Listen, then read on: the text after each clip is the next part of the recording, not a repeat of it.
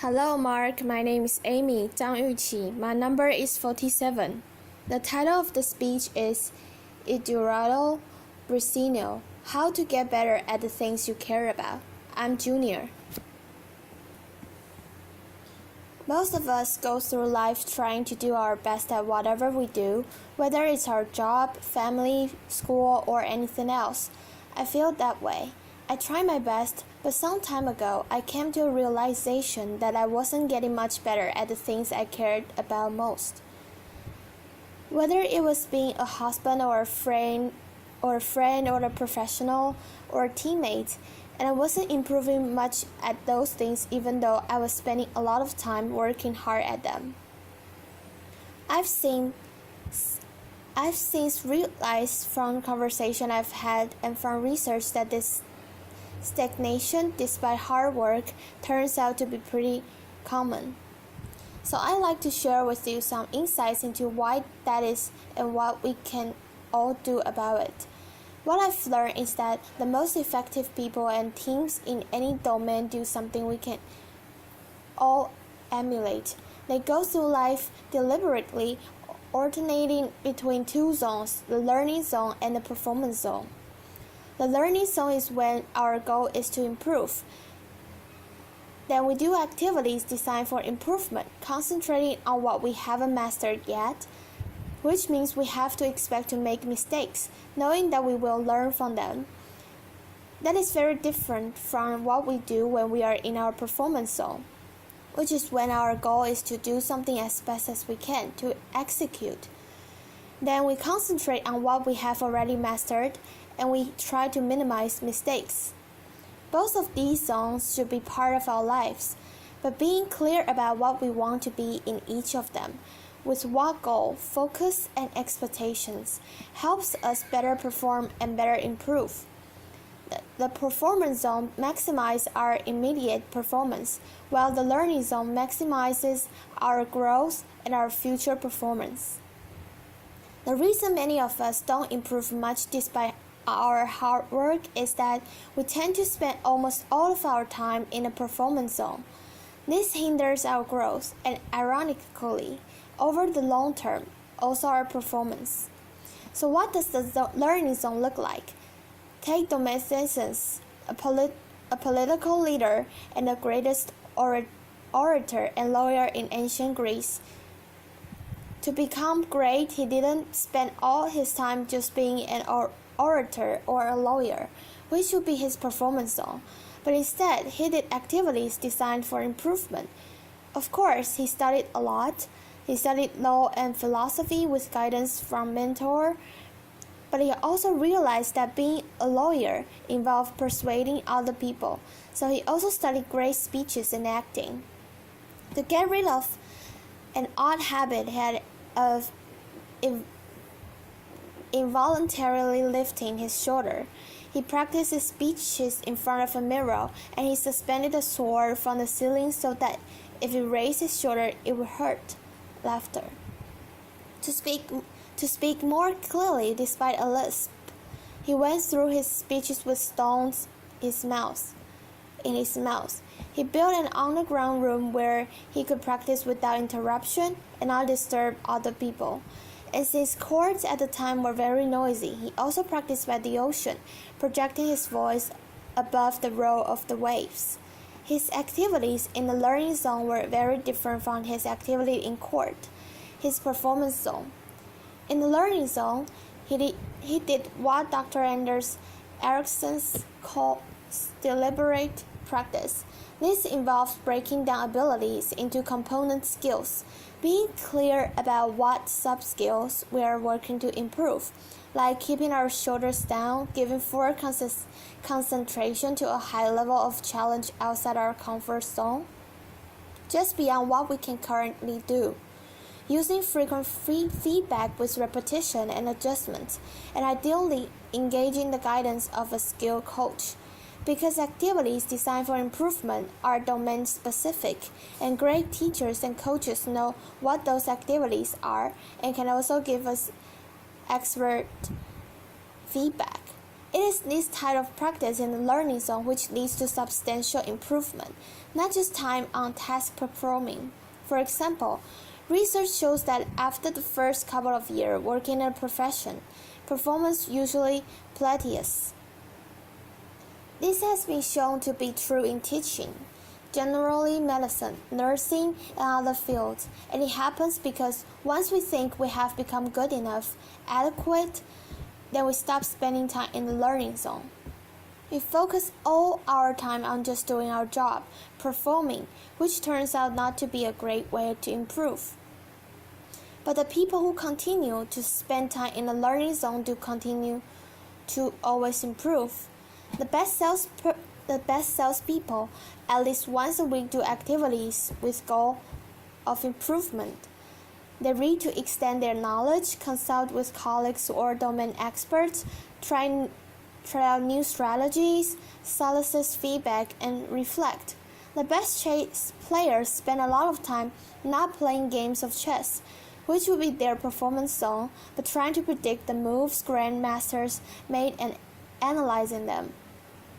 Each of us has probably spent many hours typing on a computer without getting faster.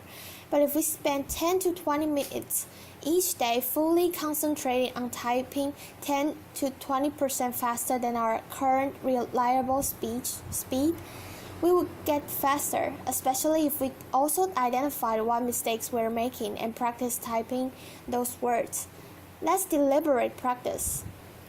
In what other parts of our lives, perhaps that we care more about, are we working hard but not improving much because we are always in the performance zone?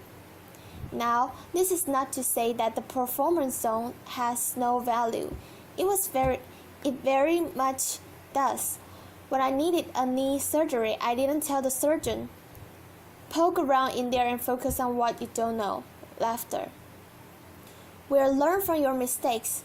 I looked for a surgeon who I felt would do a good job, and I wanted her to do a good job. Being in the performance zone allows us to get things done as best as we can. It can also be motivating, and it provides us with information to identify what to focus on next when we go back to the learning zone. So the way to high performance is to alternate between the learning zone and the performance zone, purposefully building our skills in the learning zone, then applying those skills in the performance zone. When Beyonce is on tour during the concert, she's in her performance zone. But every night when she gets back to the hotel room, she goes right back into her learning zone. She watches the video of a show that just ended. She identified opportunities for improvement for herself, her dancers, and her camera staff. And the next morning, everyone receives pages of notes with what to adjust, which they then work on during the day before the next performance. It's a spiral to ever-increasing capabilities, but we need to know when we seek to learn and when we seek to perform. And while we want to spend time doing both, the more time we spend in the learning zone, the more we'll improve. So, how we can spend more time in the learning zone? First, we must believe and understand that we can improve, what we call a growth mindset. Second, we must want to improve at that particular skill. There has to be a purpose we care about because it takes time and effort. Third, we must have an idea about how to improve, what we can do to improve. Not how I used to practice the guitar as a teenager, performing songs over and over again, but doing deliberate practice.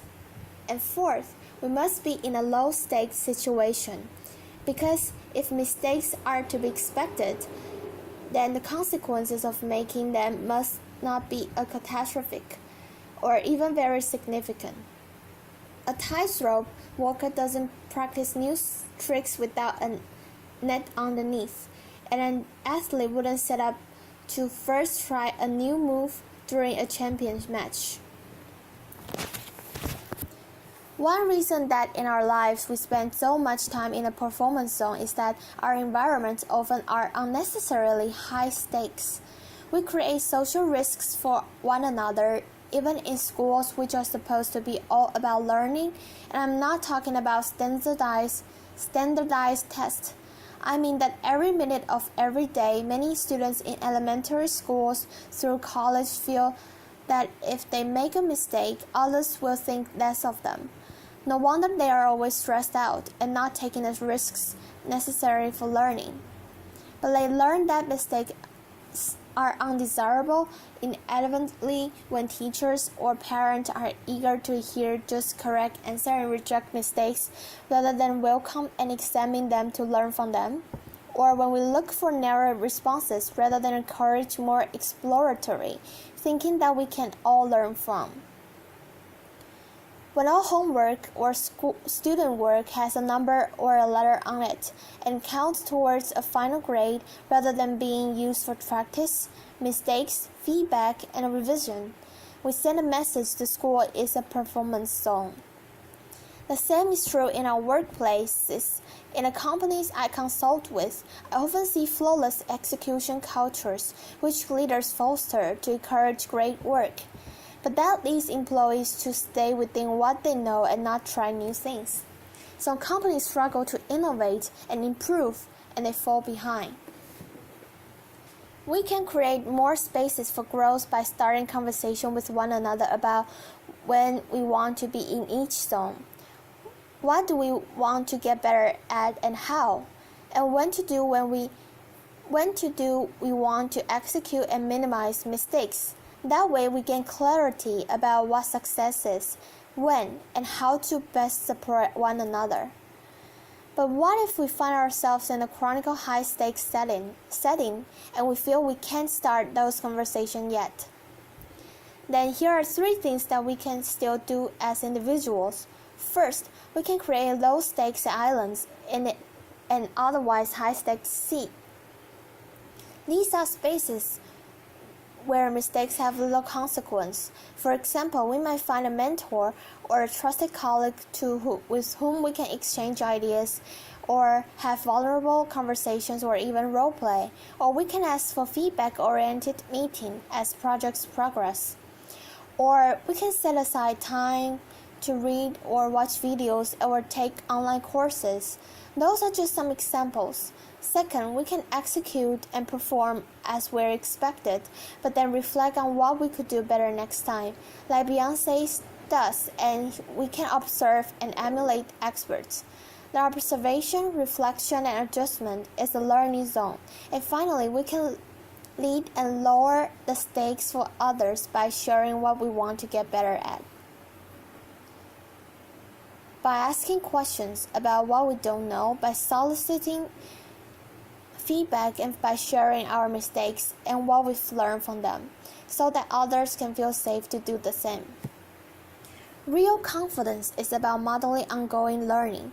What if, instead of spending our lives doing, performing, we spend more time exploring, asking, listening, experimenting, reflecting, striving, and becoming? What if we each always had something we were working to improve? What if we would create more low-stakes islands and waters? And what if we got clear within ourselves and with our teammates about when we seek to learn and when we seek to perform, so that our efforts can become more consequential, our improvement never ending, and our best even better. Thank you.